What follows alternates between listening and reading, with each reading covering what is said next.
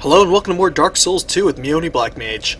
We just finished beating up Freya, which I believe is the last Primal Bonfire. Now that we have all four lit, we're pretty much ready to continue on to the next area, past the Shrine of Winter, which I think was clamoring for the four Great Souls.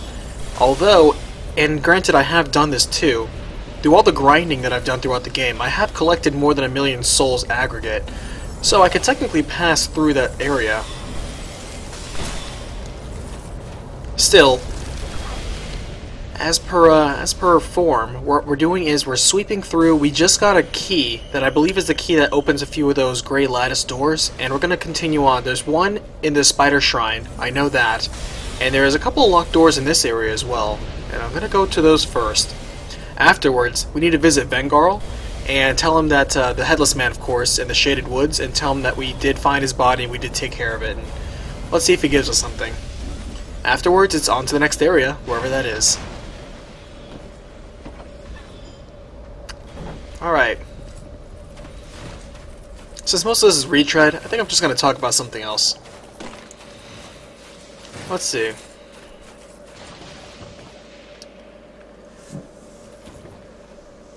What are a few more things? I want to say that most everybody who was going to play this game, that isn't, of course, waiting until the price drop.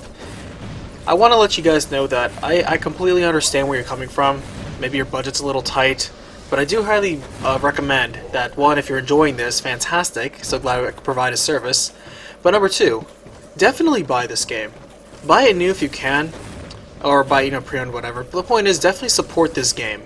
Support the makers. They made an excellent product. You should always vote with your wallet, but don't forget to try to do the right thing too. And just get the game. Even if to get it at a discount, that's great, but definitely purchase the game. Support the people that made it. Maybe leave a comment or something like that on their Twitter. Give them a like. They did a great job. Games like this are something of a lost art, I want to say.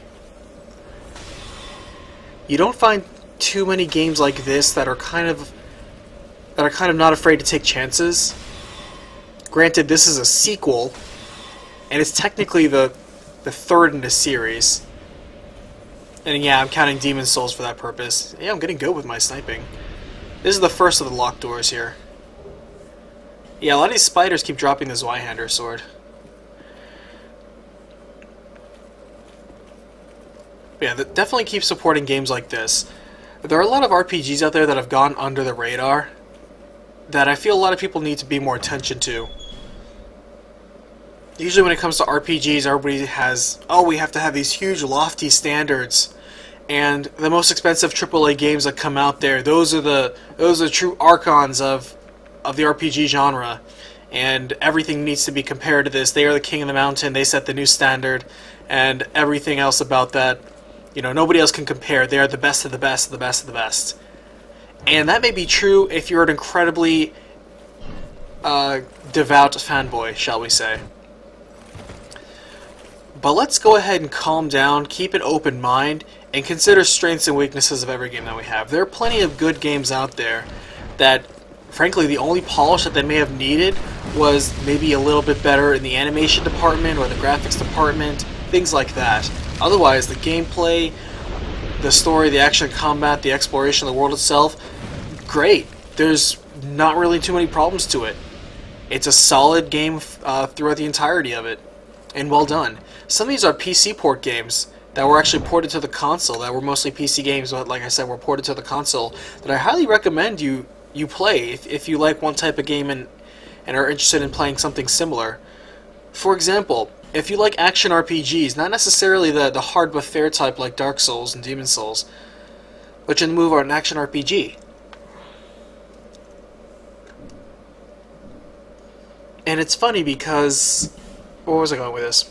It's funny because at the time that Dragon Age 2 came out, and this is my opinion of Dragon Age 2, I'm going to be very honest with you guys, I thought Dragon Age 2 was a step forward in the graphics department, in the menu, in the balancing of the classes, in the leveling up ability. Those were all steps forward.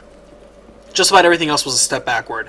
Environment was a step backward, customization was a huge step backward, party members were a step backward, boss fights were incredibly a step backwards. With the exception of that rock golem. That rock golem was the first time I actually felt like I was fighting a fight, because you actually had to use a strategy there and execute it. Everything else you can just, atypical, I'm going to run up to your knees and hack you to death, which to me isn't the best when it comes to combat. That's boring. If all I have to do is just mash, you know, attack until you die, that's not entirely engaging. Because then all it is just becomes a chore. It's just I have to sit here and hack you, and the game is progressed by me progressively taking longer to hack enemies apart until I can find better gear, which isn't really that interesting, amazingly. But there were other good parts of that game. But at the same time, there was a game called Two Worlds 2 that I think deserved a lot more attention, and frankly, and I'll argue this to the end of the day, was a lot better than Dragon Age 2. In so many ways. Combat, interesting. The magic system, fantastically creative with their create a spell from scratch system. Let's see, the world, large and open, and really free to explore. Lots of secrets, lots of hidden areas, lots of hidden quests, interesting monster designs. Let's see.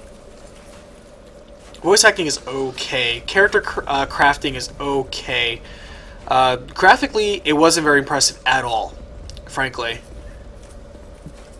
However, story-wise, environment-wise, exploration-wise, dungeoneering-wise, well done, well designed, very solid gameplay. I have very few complaints when it comes to the actual solid gameplay of it. It's a good, enjoyable adventure. It just wasn't this huge, top-tier, AAA, super HD, high realistic, latest engine graphics. It wasn't that, but it's a very good game. I wouldn't say necessarily very, very good game, but it's a good game. It's a good game that I don't think you'd be disappointed in if you're a fan of the action RPG genre and you're willing to try something new out of the atypical. I say definitely give Two Worlds 2 a shot. You could play Two Worlds 1 if you want to, although you don't really want to for two reasons. One, the first one, admittedly, was a big, giant technical bug. It really was. It was... I have to take major points off. When your game is broken, I have to take major points on it. Doesn't matter if you're a small studio or a big studio, if your game doesn't work, if it's an unplayable mess, it's an unplayable mess, I'm sorry. It's not a very good game if I can't play it. But Two Worlds 2, great, good job. I think they did a great job with it. That game deserves a lot more attention, so odds are you could probably find it in the bargain bin these days. It's a bit aged, and it kind of shows it. But if you don't care about that, and I don't really think you should unless you're pretty shallow, if you are, you know what, no offense, but you kind of are. If all you are is a graphics whore, you should know by now that great gameplay should trump better graphics. Otherwise, you're never going to be satisfied. That's an arms race you'll never win over time. But yeah, Two Worlds 2. Another game I highly suggest is Divinity, especially the one that came with the expansion pack, I think Dragon Knight Saga. Really good RPG, I enjoyed it. Good soundtrack, actually. Pretty funny. It's actually, I think it was British, actually. And the British always seem to inject some sense of humor into their games. Let me put it this way, it's a lot better than Fable 2 and Fable 3. I'm going to go out and say that right now. Divinity 2 was very fun. I like how once more it was an action RPG where you could create any character you basically wanted to, because it was based on your preference of fighting. And I like to make mage knights, and I totally could. I could run in there with a giant two-handed sword and hack things apart, and if I wanted to, sling spells and wear whatever armor I wanted to. That was fantastic. And you could turn into a dragon, which is a major plot element, which is really cool. That definitely wins points.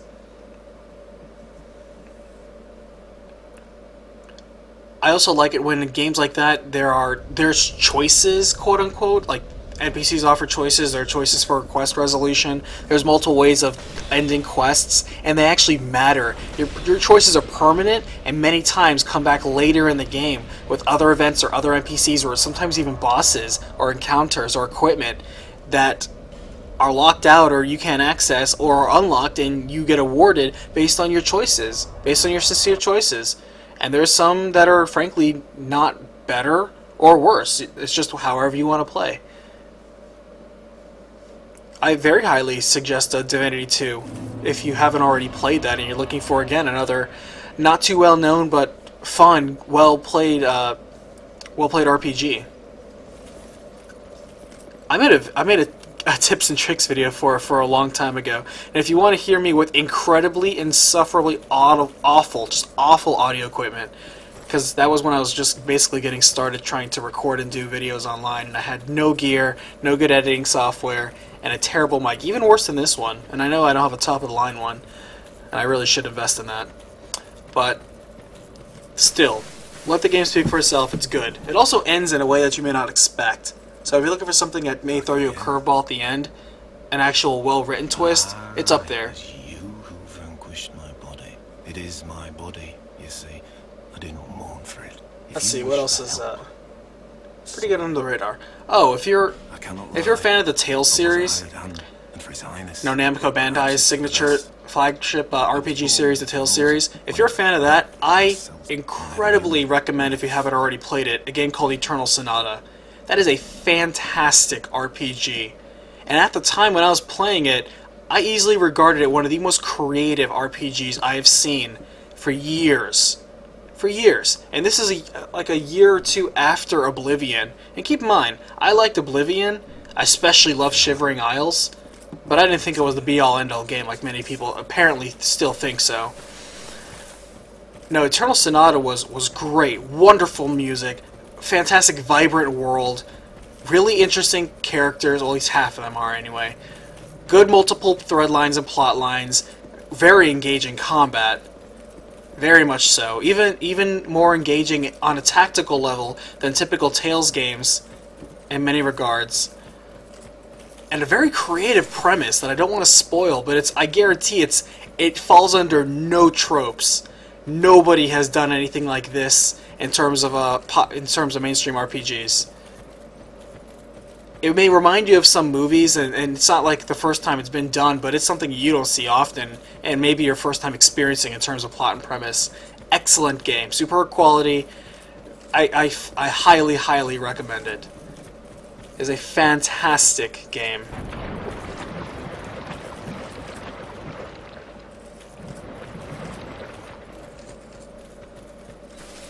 Alright, well, I just ran into the door of the king, I believe. And that's not where I'm supposed to go next.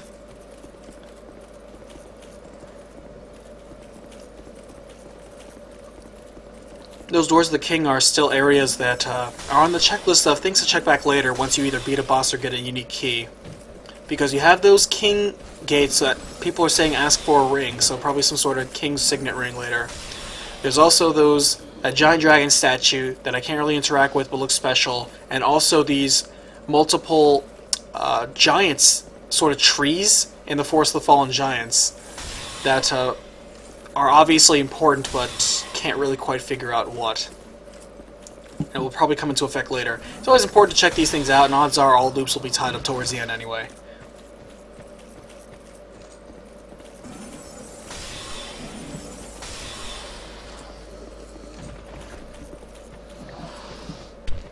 If you want a game that's actually, I wouldn't say too interesting, and I say it's like, why would I want to play a game that's not very interesting? Well, hear me out first. It's a game that is actually a continuing series, and they're actually making the third one right now, and I actually plan on playing it. It's a game called Risen. And some of you may or may not have heard of this. It's a game that doesn't win on any front when it comes to graphics. It's actually quite plain and in many parts muddy. It's not top tier when it comes to graphics. However, it plays like a Dungeons and Dragons or any tabletop RPG sort of adventure. It really feels like that when you're playing it. In terms of the incredible open way you can craft your character, the incredible way that the world's open to you and you can go in multiple ways. Again, your choices matter. I give big points to that when games correctly implement choice. You can tell me all you want, but one of the points that I take off from Skyrim, again, I like Skyrim, but it had a lot of bad design choices. One of the bad design choices in Skyrim is that your choices never matter for squat in the entire game. And that to me is frustrating. It's like, why give the illusion of choice when you and I know, and it's really obvious, that nothing I choose changes anything. The only thing that seems to quote-unquote change is, oh, you're on the side of like the red team, well that means we're going to invade the blue base, as opposed to, hey, you're on the blue team, well we're going to invade the red base. And it doesn't really matter because the same events play out almost the exact same way, just everybody's wearing different colors. That's such a superficial difference. It's a game of superficial differences. But nobody really cares who or what you play as, who or what you're there for, who or why you're doing things as they are. Even though you're apparently this legendary, dragon slayer, the last one of your kind, and guy of prophecy, the dragon's breaking out, you gotta do something. And nobody can fight against these monsters except everyone who can, because one time I was in the wizarding school and a dragon came out of the courtyard and all the wizards beat the crap out of it before I could even get to it, which I was very impressed, by the way. But it's like, man, they don't even need my help. Seriously.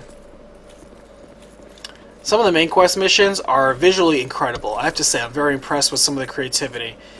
And some of the puzzles are okay, but nothing intense, nothing in depth, nothing that made me want to replay that game. So people say, oh, there are hours and hours and hundreds of things to see and do. No, there isn't. No, there really isn't. There's so many quests. No, there really aren't. Like, you can count.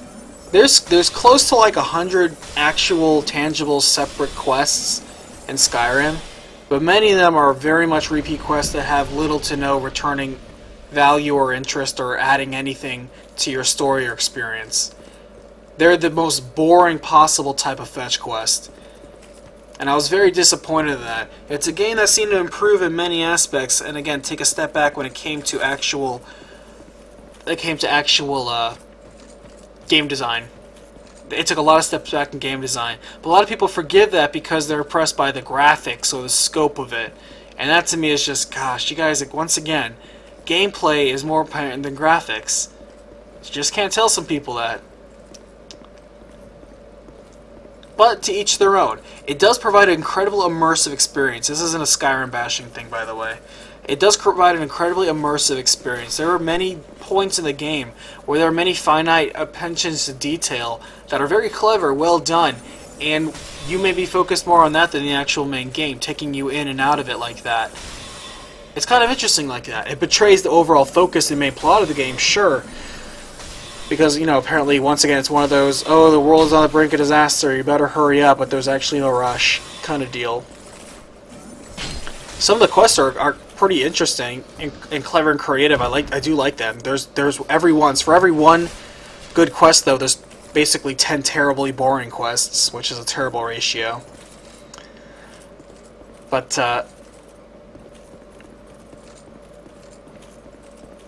I have to say that the world itself was pretty nice. Visually, it was great, but I can't give it just points on just visuals. There was a lot of bad gameplay options in there. Menu system was god-awful. Crafting system was a huge step backwards for the series. Magic was a step backwards, although I did like the way casting seemed to flow a little bit better. Especially dual casting, that was pretty handy. Leveling was at least simplified. The enemy scaling wasn't as broken as it was in pretty much every previous installment. But just because it's not as bad doesn't mean it's pretty good. And I certainly would not have awarded it Game of the Year. A lot of the reason I feel that it was awarded Game of the Year is because it came out like a month before the Game of the Year awards came out, and everybody was still on a honeymoon period, still basically playing like the first 20-40 hours until you realize that anything past 40 hours in that game, actually I would argue anything past 20-25 hours in that game, you quickly realize that you're doing nothing new and you're repeating the same exact quests almost down to the exact format. They just changed the names around a little bit of the very first quests you were doing at the very beginning of the game. They just have you constantly repeating those like a chore, which is boring. Like, look at this castle. This castle looks awesome. And you know what's cool about it? I'm probably going to actually explore every bit of it. All those spires on top, I'm probably going to have to walk every one of those. And those guys obviously look like they're going to come alive. They look way too well done to... Yeah, I thought so. Sometimes a statue looks like a statue, but when a statue looks like a sprite, it kind of looks a little different. More of these Mastodon warriors, but these guys don't look rusted and brown and broken up like in like underground. These guys are wearing golden armor, golden weapons, and they look a lot healthier. Fortunately, they are slow and I can kite them.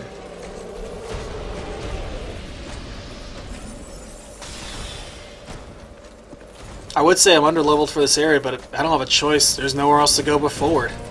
I've been unlocking this door to this area the entire game, so we're getting close. The final boss has got to be, you know, pretty close.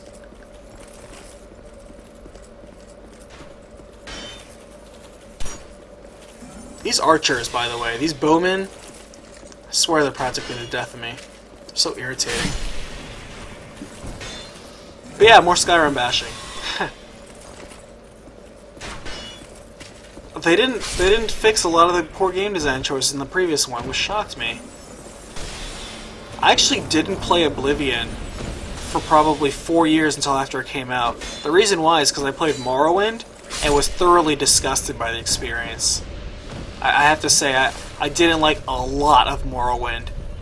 That game was such a major disappointment to me, which is probably criminal travesty to many of you, I'm sure. You're like, how can you say that? Because I have an independent thinking opinion.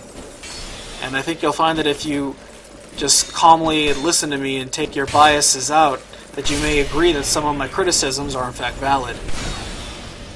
But that aside, the things I'm citing against Skyrim may not matter to some people. And if it doesn't, that's fine. Like I said, enjoy whatever you want to enjoy. A lot of the games I play, nobody would ever touch. And I'm okay with that. I like them, so I'm playing them. A lot of people that probably hate this game right here. I like it. I love it. It's fantastic. I don't know if it's Game of the Year quality yet, though. Mostly because it's, again, a little too early in the year to start calling Game of the Year winners. We still have so many good RPGs to look forward to in the horizon. A lot of which being new IP. I'm very excited for that. Lots of sequels, of course. Like, I have high expectations for Dragon Age Inquisition. I have high expectations for Witcher 3.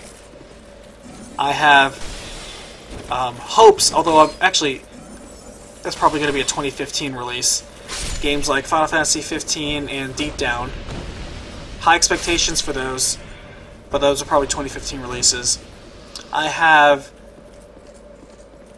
optimism for Bound by Flame. And there's one or two other RPGs out there that I'm pretty much looking forward to. Looking forward to Monster Hunter 4. I'm glad to see a lot of the new mechanics that they're adding to there. I'm a Monster Hunter. I love a lot of Capcom designs, even though I don't agree with some of their corporate decisions. And whatever small little RPGs come along the way. I play every RPG that comes out, good, bad, or indifferent. To me, if you're going to appreciate what's actually good in this genre, you need to play games that are mediocre or less than impressive. Because otherwise you have no standards of reference to judge what's actually quality. That's the same reason, and you can tell who has no standard for quality reference when you look at them and they have no idea how to rate a game. To them, if they love the game, that's all that matters, or belongs to a franchise they know and love, it automatically gets 9 or 10 out of 10. And I've already criticized this before. But a lot of those people have no nuance for what qualifies a game like a 1 versus a 3 versus a 4, a 5 versus an 8. A lot of people have no idea how to tell the differences. They're going to use a stupid 10-point scale, which I disagree with. If you're going to do that, then you need to know the nuances. If you don't, you need to be quiet. At the very least, rationalize what you do and don't like about the game. A lot of people can't articulate that. It's like, what do you not like about the game? Do you not like the graphic, the polish to it? Do you not like the gameplay? Are the controls sloppy? Do you not like the leveling? Do you feel that the game doesn't pace itself well? Do you not like the quest design? Do you find them too boring, too unengaging, too unimportant, a waste of time? Do you not like the world designs? Do you find the art design too bland and generic? I mean, what? There are valid ways to express what you do and do not like about a game. To me, here's how you rate a game. Do you want to play it? Yes or no? Period. I don't wake up in the day saying, man, you know what? I would play some Dark Souls 2, but I don't know. It only got like an 8.6 on this one site that I read, so Because it's not a 9 or a 9.2, I'm not feeling it right now. That's stupid. Seriously. Who honestly thinks like that? I can't imagine. I can't imagine. If there are people are that do think like that, I'm sorry. I help me understand you, because that boggles my mind. I just simplify it. It is an RPG? Yes, I'm gonna play it. Done. That's it. I love RPGs in general. I may not love all RPGs that I play. A lot of them are pretty terrible. A lot of them are mediocre. But a lot of them are great. A lot of them are fun. And the only way to know is to play them. Period. I don't have the time. That's fine, but don't hide that as an excuse behind biases, criticisms, and poor evaluation standards. Just be open to admit, hey, you know what? I've only played Skyrim and any other RPG that appears on like the cover of a popular game magazine. Those are the only games I play. And in my mind, I'm going to be thinking, wow, you're incredibly shallow, and you probably don't know how to think for yourself. But on the outset, I'm going to say, you know what? I'm glad you're honest with me. If you like that, here's something that may be up your alley, even though it may not be up to the brand standards that you may be expecting or holding expectations for.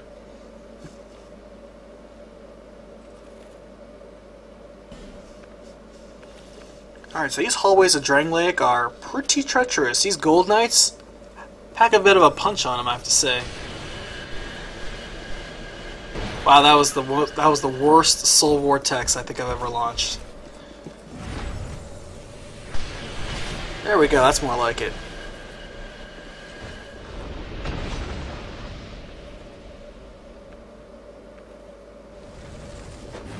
I keep forgetting that just because these guys are armored, Fireball does a good job against them. Of course, by this time these guys are pretty weak, honestly.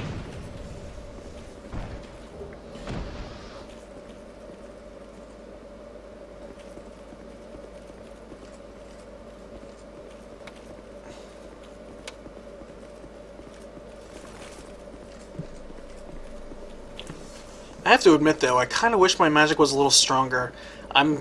I'm just about there when I think I want to respec my character, honestly. I'm just about there. I'm gonna keep going further in. Oh wait, this is like an invisible guy. Who are you? I almost missed him. By whose permission do you stand before me? Interesting. This castle is a domain of King Vendrick. So he's like a steward to the throne? Trespass intentional. His Highness. Where has he gone?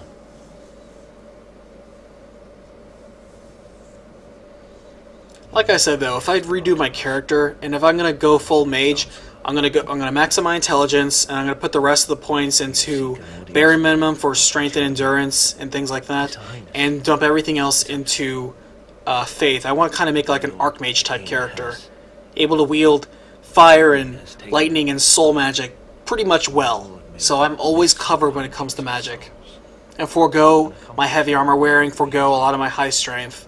Playing a mage knight was fun, but I'm ready to play a pure mage now. Just go full on sorcerer, max magic power. Granted, I'm not a fan of how the lion mage stuff looks just like a dress. I'm not. It looks very feminine, not gonna lie. So I'm like, when I wear it, I'm like, gosh, I look like I'm like a very ugly woman. I might as well just change my gender and at least be a fair-looking, lady. Jeez. I think the time's come to play a lady mage. I guess sometimes you just need a lady to finish a guy's job sometimes. Where am I? It would really help if they just made some cooler-looking, masculine kind of looking robes. Not to try to sound sexist, I'm just calling it as I see it. Tell me if you should. Alright, so I'm going to purchase from this guy and come back really quickly. Try to find this bonfire that's apparently right around the corner. So I'll be right back. Okay, we'll definitely talk to this guy. Talk to Jester, so let's look for the bonfire really quickly and get out of here.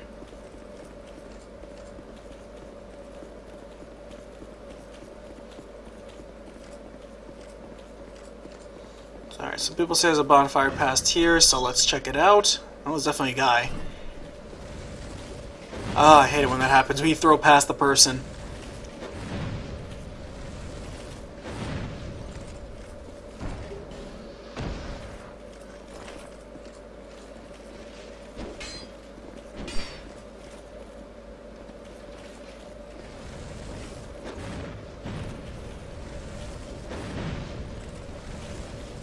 Alright, finished up with these guys. Alright, doesn't look like any hidden walls. This place looks like it could be full of hidden walls. I mean, it's a castle, that just seems natural. But I just have to keep an eye out on anything that looks suspicious. Alright, this looks like a trap. Alright. These guys seriously look like they could animate, because there have been statues animating before, so it wouldn't surprise me. Alright, let's see what we have here. Alright, this has definitely got to be a trap. Oh, I think, yeah, it's another one of those king's doors. Alright, well, can't go there yet. See what's behind door number 3. Alright, bonfire. Perfect. Alright, well, I'm going to pause here then, and we'll pick it up next time. So thanks for watching, and I'll catch you guys next time. Bye.